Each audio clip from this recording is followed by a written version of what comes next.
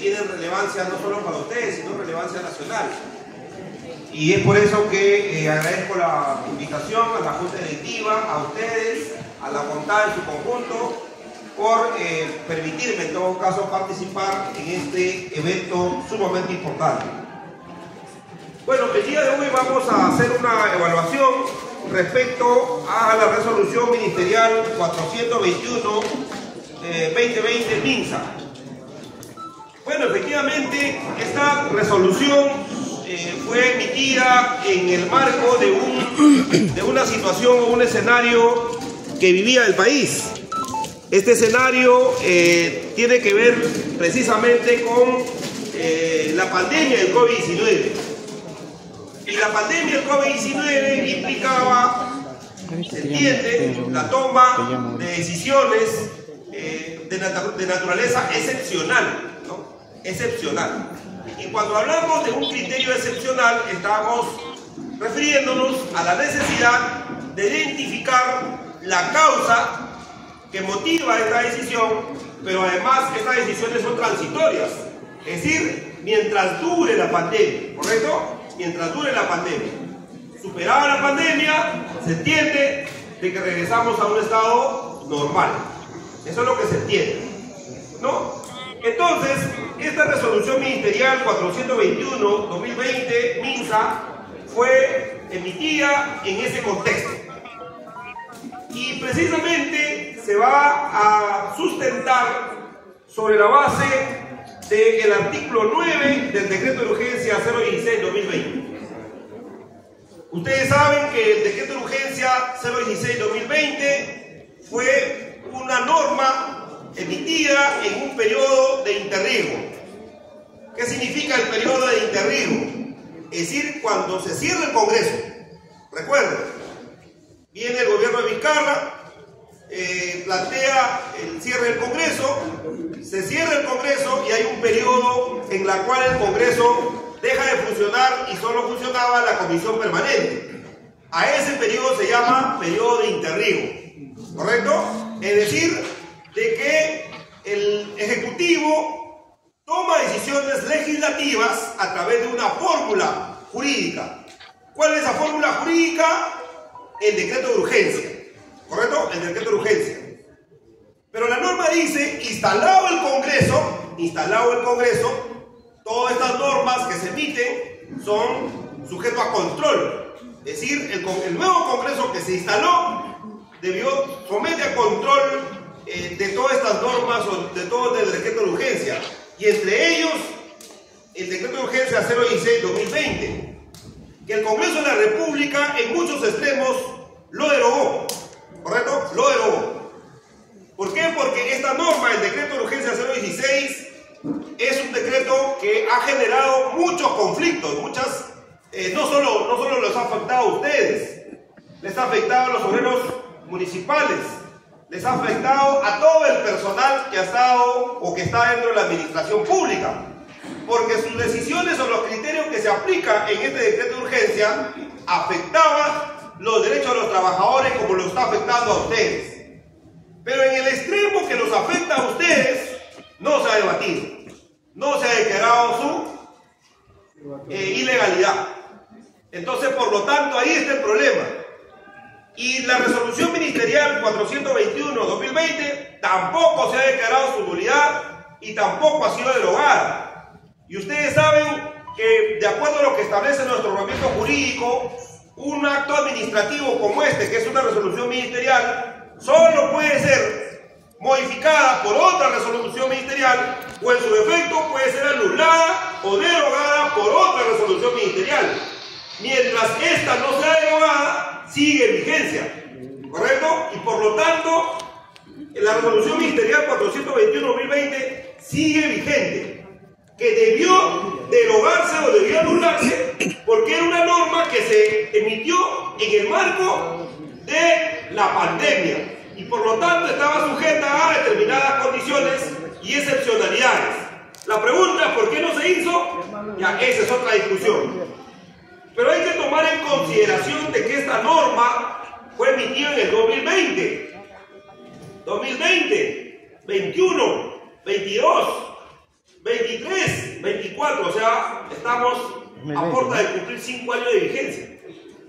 Entonces, por lo tanto, ahí está el problema, o sea, un problema de formalidad. No podríamos recurrir a los procedimientos administrativos regulares porque ya superamos el plazo, ¿correcto?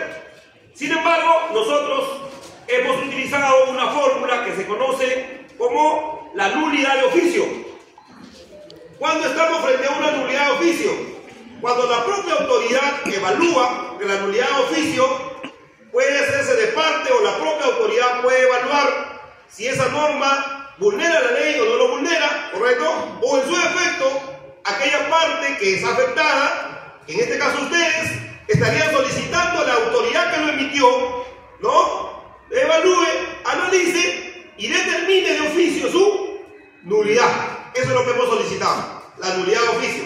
¿Eso es posible? Sí. Eso lo establece la ley 27444. Entonces nosotros hemos recurrido a esa fórmula. Ya no podríamos presentar recurso de apelación o buscar otra fórmula porque, como le digo, ya ha sido hace 5 años.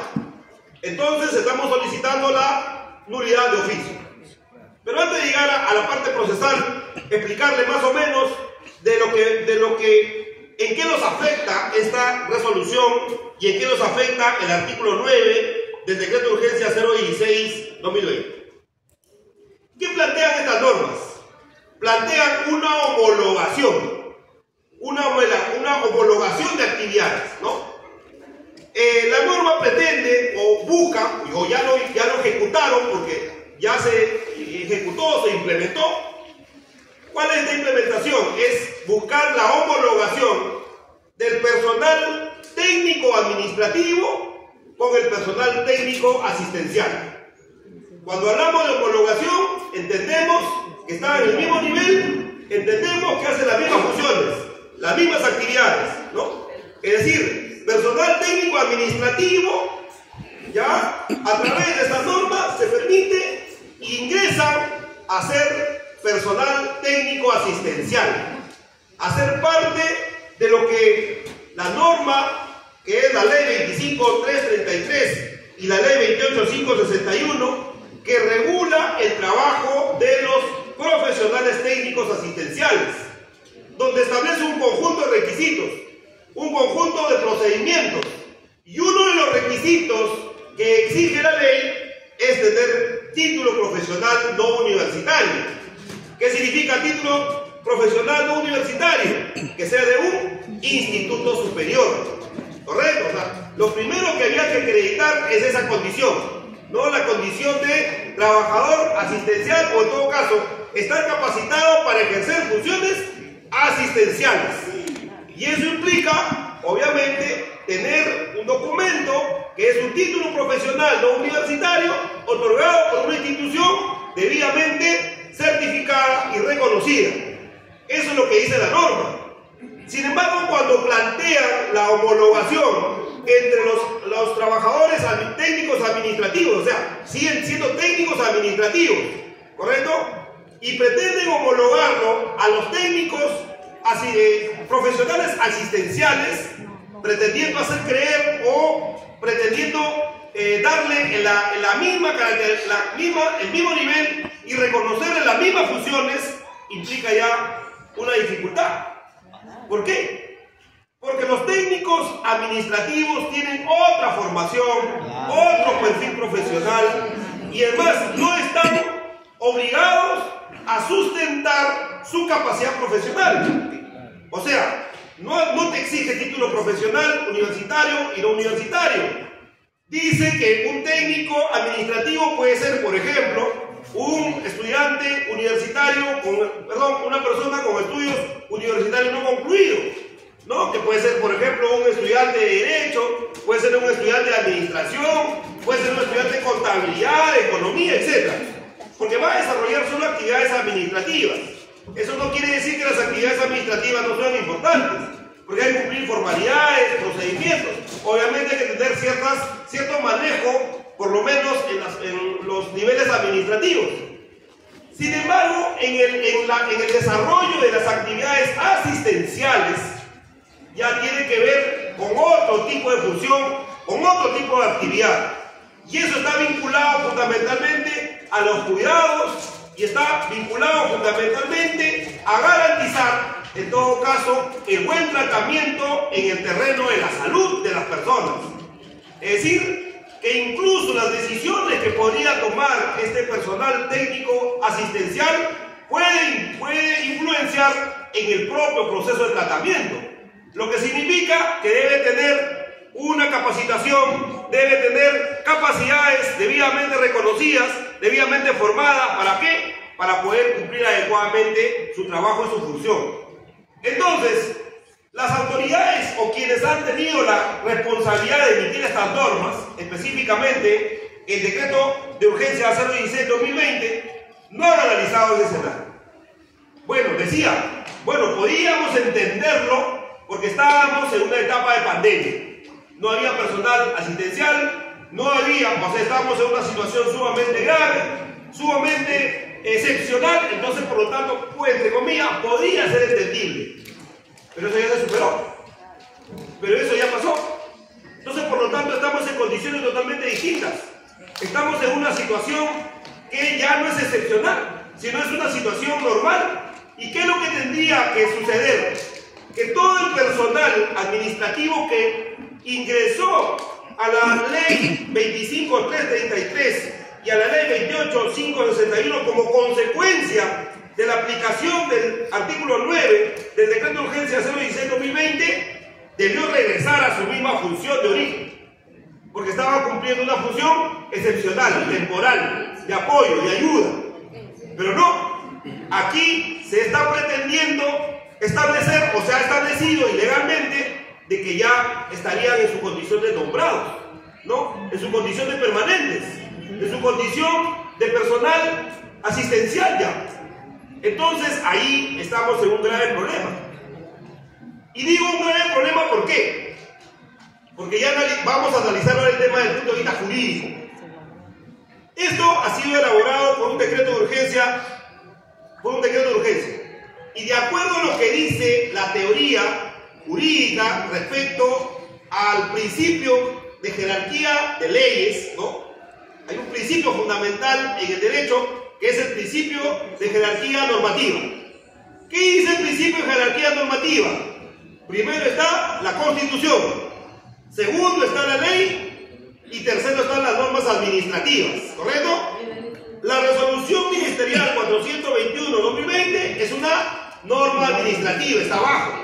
Por lo tanto, una norma administrativa no puede modificar la ley y tampoco puede modificar la Constitución, o no puede irse contra la Constitución y la ley, ¿correcto? Por lo tanto, de esa perspectiva, esta resolución ministerial 421-20 sería nula, ilegal. Pero además, dentro de la ley, dentro del nivel de la ley, existen las leyes orgánicas, las leyes ordinarias, existen los decretos legislativos y existen los decretos de urgencia. Si bien todas estas leyes están en el mismo nivel, sin embargo, desde el punto de vista del principio de jerarquía normativa, primero está la ley orgánica, ¿correcto? ¿Por qué la ley orgánica? Porque es una ley que tiene mayor votación. Una ley orgánica no es por votación simple, sino por una votación por mayoría absoluta. Entonces, por lo tanto, tiene mayor jerarquía, ¿correcto? Viene una ley ordinaria. ¿Por quién es la ley ordinaria? Lo es el Congreso de la República. El Congreso debate, analiza, ¿correcto? Y lo debate y por lo tanto lo promulga. Tiene un procedimiento. De ahí vienen los decretos legislativos. ¿Por qué el decreto legislativo? Porque el decreto legislativo, si bien lo da el Ejecutivo, sin embargo tiene que tener autorización del Parlamento. Es el Parlamento el que le autoriza al Ejecutivo para que legisle y emita decretos legislativos. Pero aquí estamos hablando de un decreto de urgencia. Y el decreto de urgencia dentro del marco de la ley está abajo, ¿correcto? Está en el último peldaño. O sea, el decreto de urgencia no puede modificar una ley ordinaria que ha sido emitida por el Congreso de la República, como es el caso de la ley 25.333 y la ley 28.561.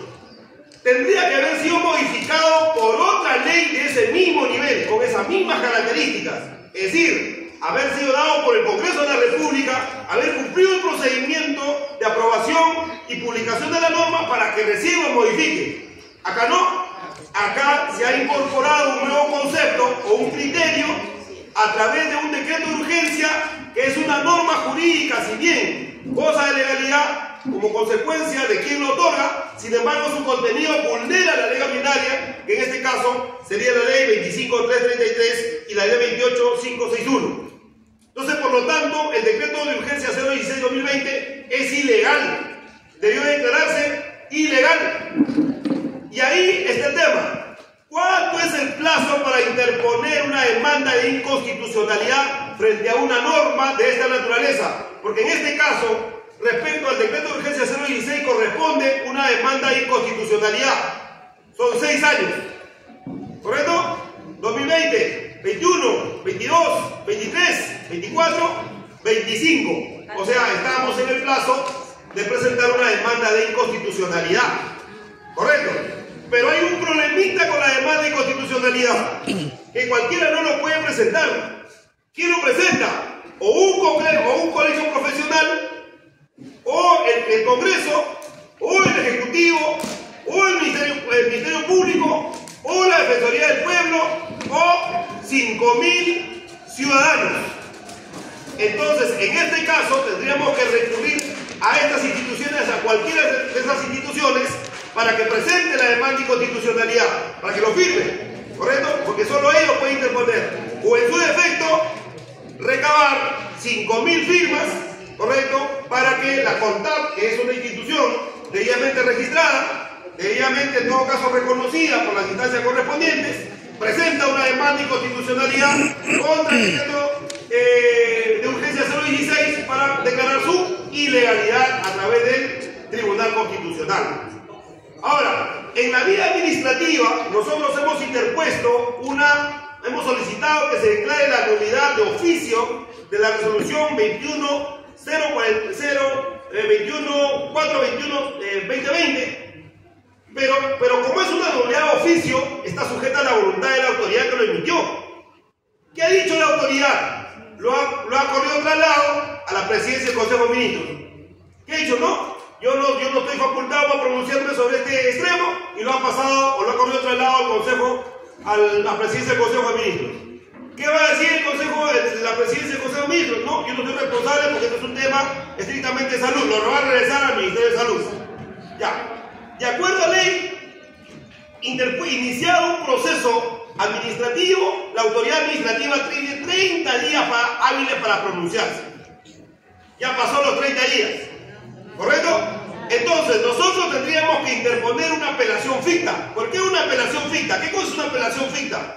Una apelación ficta se interpone cuando la autoridad no me responde, mantiene silencio. Entonces, ¿qué hago yo? Como yo me siento afectado por su silencio, ¿qué digo? Me acojo al silencio administrativo porque voy a presumir que tú no me das la razón. Entonces, como no me das la razón, yo presumo de que tú has rechazado mi pedido. Entonces, ¿qué hago? Me voy a la instancia superior. Y en este caso, interpuesta la apelación ficta, lo que correspondería son dos cosas. Uno, la interposición de una demanda de contenciosa administrativa para que se declare la nulidad de la resolución 421-2020 y la inaplicabilidad del decreto de urgencia 016. Porque no podíamos lograr a través de un proceso judicial, no podíamos lograr su derogatoria, sino más bien su inaplicabilidad. O sea, que no se aplique, que se deje aplicar. ¿Ya? O en su defecto, tendríamos que interponer una acción de amparo. Tendríamos que evaluar cuál es el procedimiento que más conviene, correcto, y que vamos a lograr el objetivo, pero en ninguno de los casos podríamos derogar el decreto de urgencia 016-2020.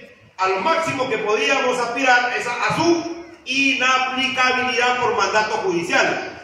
¿Y por qué su inaplicabilidad? Porque en este caso le estaría afectando los derechos a un grupo de trabajadores como son ustedes, aquellos que cumplen los requisitos establecidos por la ley 25.333 y la ley 28.561. En consecuencia, ustedes serían afectados. Y en este caso, la autoridad competente, que sería la autoridad constitucional, ampararía nuestra demanda. Bueno, ese es el objetivo. Pero, como le decía, si queremos declarar que se derogue el decreto de urgencia 016, el camino es la vía de la demanda de inconstitucionalidad, y ya les expliqué cuál es el procedimiento. En consecuencia, como les acabo de decir, obviamente la decisión adoptada por la Autoridad Administrativa de Salud es totalmente ilegal.